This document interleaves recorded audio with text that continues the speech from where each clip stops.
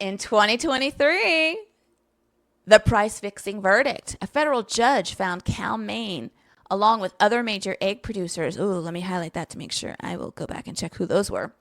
Guilty of conspiring to limit the U.S. egg supply between 2004 and 2008 to inflate prices. So, how exactly did they get away with inflating the prices of eggs or price gouging? They created a false sense of supply and demand. So basically, they had the market share, the capacity, and the funds to replenish the flocks and the egg stocks. But what they did was hold back and let the market think and let the consumers think that there were far less eggs available than there were, so that the supply and demand economic shift would kick in and our prices of eggs would raise or inflate falsely, which is kind of shitty if you ask me. Other things like artificially restricting supply during the bird flu outbreaks, colluding on pricing through shell co-ops or strategic inventory slowdowns. Sounds just like the colluding that the grocery store execs would do. Profiteering while blaming external forces, i.e. avian flu and inflation. So what this all could mean is that the CEO knows what they did. They know they're going to be once again slapped with another lawsuit, slapped with heavy fines, slapped with bad press. So they sold off to create a little golden parachute for themselves, number one. And number two, they're relinquishing the controlling shares of their organization so that they can now push them off to companies like Vanguard or BlackRock, who also have two of the worst reputations in the industry for investor relations / insider trading. And they can sort of pad their fall from profit. So where did this article come from Inside Monkey? I did a little investigating, and rest assured, Inside Monkey has no history of creating spin articles or being paid to fluff up a company that's maybe on the brink of bankruptcy to protect themselves or protect their customers, or to make some money on the side. They don't have a history of that, but there was definitely some move by somebody either within the organization of Cal-Maine or one of their spin doctors, PR people, marketing, whatever, who decided to, start promoting all the wonderful things about the company and reasons why customers should still have consumer trust in them, and that, look, everything on the outside is shiny and pretty and hunky-dory, so invest. And then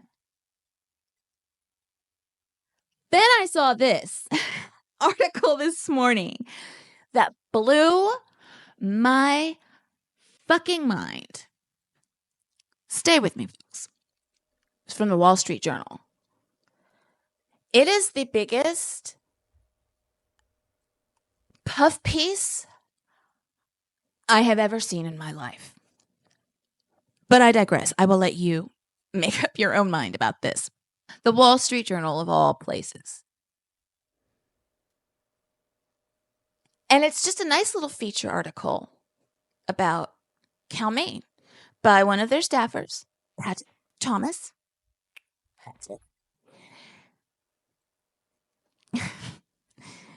The title of the article is "There's a National Egg Crisis, and one company is making a lot of money."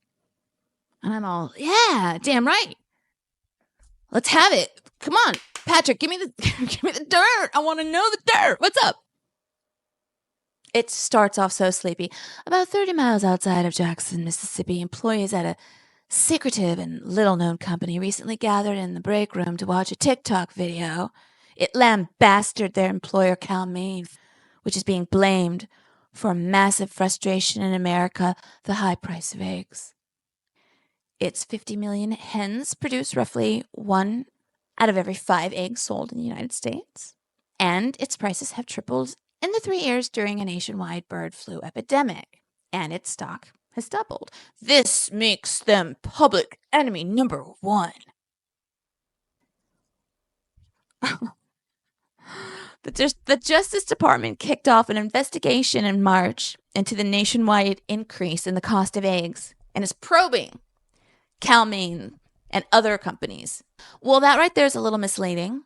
They're not probing. It is a full-on official investigation into Cal-Maine, who is named. 60 employees at Cal-Maine corporate headquarters. They look at a second-floor office in a small complex wedged between an insurer and an accounting firm. The longtime family-controlled company likes to keep a low profile and doesn't hold quarterly earnings calls with investors, unlike most publicly traded companies. It gets worse. But Chief Executive Sherman Miller says he can't ignore the rising animosity and he's ready to set the record straight. Quote, someone has to get blamed for everything. They're looking for a villain, Miller says.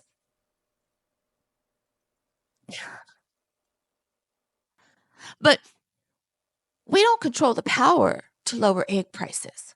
Miller grew up in Mississippi and has spent his whole career at Cal-Maine. He rose to CEO status in 2022, a monumental year in the industry. That was the start of what would turn out to be the worst outbreak of bird flu. So it goes on to say other things about their meager beginnings, whatever. This is a puff piece. This is a feature article on a company, Sherman Miller or not, that has for over a decade, two, to be exact, have been accused and found guilty of inhumane treatment of animals, disgusting and subpar work conditions, price gouging consumers several times, colluding with other companies. I mean, I don't know Sherman Miller from the guy down the block. So I'm sorry if all this is falling on his lap, but he's been with the company for a very long time. He knows its history. He knows what he was walking into. And I don't want to hear that you guys sit around and pray before every meeting, okay? I don't want to hear that you all are just some good old boys, some red-blooded American, God-fearing, egg-producing folk. That is not the point. This is not a spin factory, okay? You don't get to talk about, I'm just a red-blooded American from a red state. I'm a God-fearing, president-loving, capitalist, economy-driving force. And I'm just being misunderstood. You don't get to play that card. Not when you and the company have the track record that you have. And I'm sorry, Mr. Patrick Thomas. Tisk, tisk, tisk. This is nothing but a fluff piece. I don't even see a good yarn being spun here. This could be on your Sunday morning NBC filler fluff before Meet the Press. You know what I mean? It's that lightweight. So I'm not going to get into the whole thing. I will post a link to it for you. But this is sort of where I want you to consider where we're at with the state of the industry as we start to root out the real fraudsters, the real sleazy businessmen. In my humble opinion, I don't think that the DOJ would even be investigating Cal-Maine if it weren't for Trump's desire to have a win with consumers. Egg prices have been falling out of the mouths every week when insiders and financiers talk about how Trump is doing and how the economy is doing and all the tariffs and all this and all that. Egg prices still fall off their lips every single week, and Trump wants a win. I think Cal-Maine would have flown right under the radar. But Trump said, you know what? Go get him.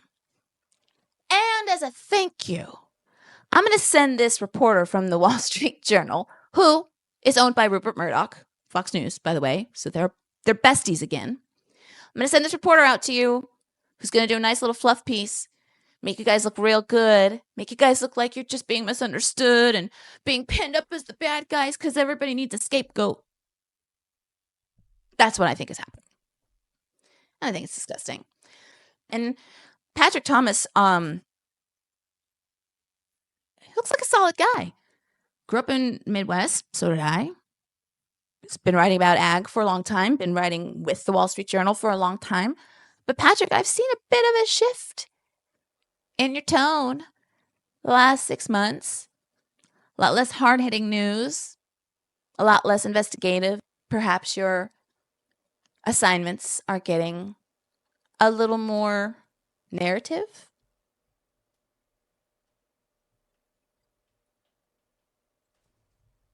Shifting the narrative? I don't know. But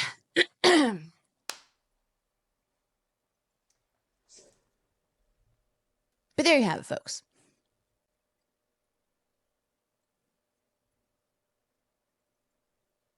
Here we have just one more example of how manufactured someone's rise or fall from grace can be. Cal-Maine will be the scapegoat because they deserve it. But then they will rise from the ashes as a thank you from the administration for taking the fall.